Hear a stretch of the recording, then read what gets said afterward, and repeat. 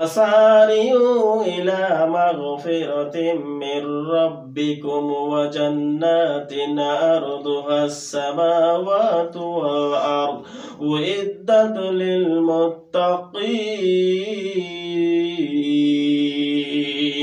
আল্লাহ রাব্বুল আলামিন জানিয়ে দিয়েছেন, ও দুনিয়ার মানুষেরা তোমরা দৌড়াও আমি আল্লাহর ক্ষমার দিকে, দৌড়াও তোমরা জান্নাতের দিকে, দৌড়াও তোমরা ভালো কাজের দিকে, দৌড়াও তোমরা আমি আল্লাহর ক্ষমার দিকে।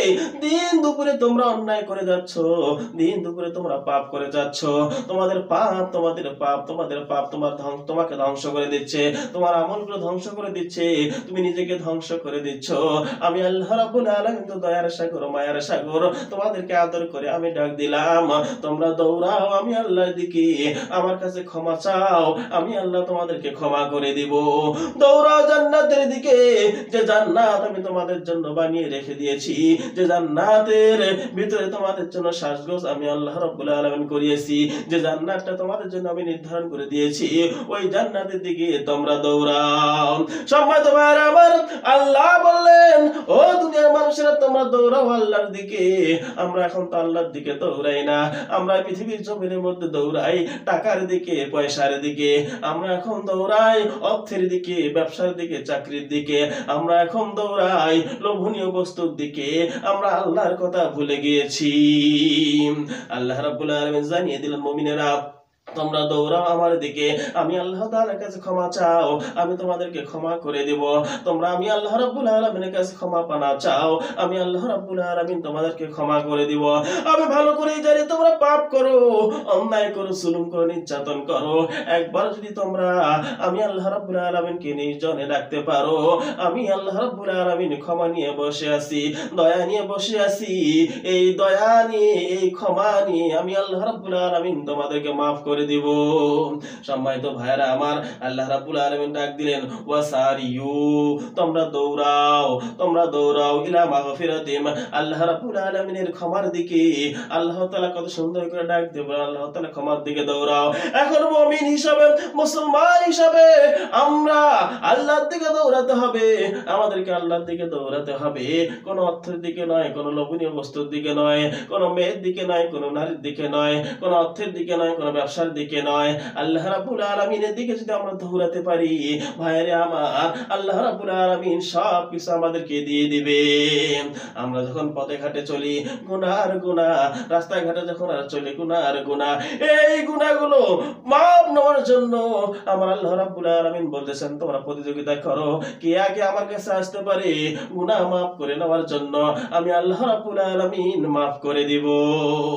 ভাইরা আমার, আল্লাহ রাব্বুল আলামিন ডাকলেন, তার দিকে যেতে হবে, দৌড়িয়ে দৌড়িয়ে প্রতিযোগিতা করতে হবে, কে আগে আল্লাহ তাআলার কাছে যেতে পারে, কে আগে তার কাছে যে এই গুনাহগুলো মাফ করে নিতে পারে। আজকে আমাদের সমাজের মানুষেরা একটু চিন্তা করে দেখবেন, তারা আল্লাহর দিকে দৌড়ায় না, আল্লাহ তাআলার দিকে তারা দৌড়ায় না, আল্লাহর কাছে যেতে চায় না, তারা এখন পিছু টানতে টানতে নিজের জীবনটা শেষ করে দিচ্ছে। আল্লাহর কথা তাদের ভালো লাগে না। আল্লাহ বলেন, দুনিয়ার মানুষেরা শোনো, আমি তোমাদের উপর 5 ওয়াক্ত নামাজ ফরজ করে দিলাম, এই 5 ওয়াক্ত নামাজ ফরজ করে দিলাম, এগুলো তোমরা আদায় করো যথা সময়ে। আমরা তো আল্লাহর কথাকে ওভারটেক করে চলতেছি, আল্লাহ যে হুকুম জারি করে দিল, আল্লাহর হুকুমকে আমরা ওভারটেক করে চলতেছি। ভাইরে আমার, আল্লাহর কথাকে ওভারটেক করে চলা মানে আল্লাহর অবাধ্য হওয়া। তারপরে আল্লাহ রাব্বুল আলামিন বললেন, ও দুনিয়ার মানুষেরা, আমি তোমাদেরকে জানিয়ে দিলাম তোমরা জান্নাতের দিকে দৌড়াও, যে জান্নাত আমি তোমাদের জন্য তৈরি করে রেখেছি, যে জান্নাতের ভিতরে তোমরা যদি একবার প্রবেশ করো সেখান থেকে তোমরা আর বেরিয়ে আসতে পারবে না। যে জান্নাতের ভিতরে যদি একবার প্রবেশ করো, এই জান্নাতের ভিতরে প্রবেশ করার পর ওখান থেকে তোমরা বের হতে চাইবে না। এমন একটি ঘর, এমন একটি স্থান, এমন একটি বাগান আমি তোমাদের জন্য সাজিয়ে রেখেছি। এই জান্নাতের ভিতরে কে আগে প্রবেশ করবে, এই জান্নাতের দিকে তোমরা দৌড়া প্রতিযোগিতা করো।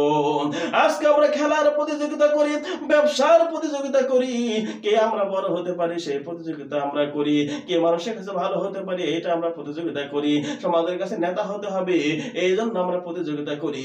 কিন্তু আমার আল্লাহ বললেন তোমরা জান্নাতের দিকে দৌড়াও, প্রতিযোগিতা করো কে আগে জান্নাতের ভিতরে প্রবেশ করতে পারে। এই যে আল্লাহর কথাগুলো আমরা ওভারটেক করে চলতেছি, আর যদি আমাদের সমাজের মানুষগুলো আল্লাহর কথা মতো চলতো, আল্লাহ রাব্বুল আলামিনকে ডাকার মতো ডাকতো, সব জায়গায় আল্লাহ রাব্বুল আলামিন আমাদেরকে জিতিয়ে দিত। সম্মানিত ভাইরা আমার, তারপরে আল্লাহ রাব্বুল আলামিন বললেন মুত্তাকিরা তোমরা শোনো, তোমরা যদি আমি আল্লাহ তাআলার কাছে আসতে পারো আমি তোমাদেরকে দুটি পুরস্কার সাথে সাথে দিয়ে দেব।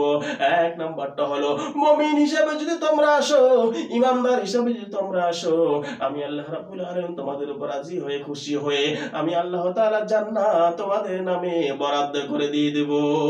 দুই নাম্বারটা হলো আল্লাহ রাব্বুল আলামিন জানিয়ে দিয়েছেন, দুই নাম্বার পুরস্কারটা হলো, এক নাম্বার পুরস্কার আমি তোমাদেরকে দিলাম জান্নাত, দ্বিতীয় নাম্বার পুরস্কারটা হলো তোমরা যদি আমি আল্লাহকে খুশি করাতে পারো, রাজি করাতে পারো, আমার ইবাদতগুলো অক্ষরে অক্ষরে পালন করতে পারো, দ্বিতীয় নাম্বারটা হলো যখন তোমার মৃত্যু আসবে, তোমার মৃত্যু কোনো সাধারণ মৃত্যু হবে না, আমি আল্লাহকে মারার জন্য, আমি আল্লাহর ইবাদত করার জন্য তুমি যে মৃত্যু বরণ করেছো, এই মৃত্যুটা তোমাদের জন্য শাহাদাতের মর্যাদা হবে। আর যারা শাহাদাতের মর্যাদা পায় তাদের হিসাব আল্লাহ রাব্বুল আলামিন নেয় না, যারা শাহাদাতের মর্যাদা পায় তাদের হিসাব আল্লাহ রাব্বুল আলামিন কখনো নেবেন না। যারা শাহাদাতের মর্যাদা পায় আল্লাহ রাব্বুল আলামিন বিনা হিসাবে তার জান্নাত হয়ে যায়। সম্মানিত ভাইরা আমার, এজন্য আল্লাহ রাব্বুল আলামিন মুত্তাকিদেরকে দৃষ্টি আকর্ষণ করে বলছেন, ও মুত্তাকিরা তোমরা শোনো, তোমরা দুটি জিনিসের জন্য প্রতিযোগিতা করো। এক নাম্বারটা হলো আমি আল্লাহ রাব্বুল আলামিন ক্ষমা করে দেওয়ার জন্য বসে আছি, ক্ষমা নেওয়ার জন্য তোমরা আমার কাছে আসো। দুই নাম্বারটা হলো ক্ষমা নেওয়ার পরে তোমাদের জন্য রেডি করে রেখে দিয়েছি জান্নাত, এই জান্নাতে যাওয়ার জন্য তোমরা প্রতিযোগিতা করো।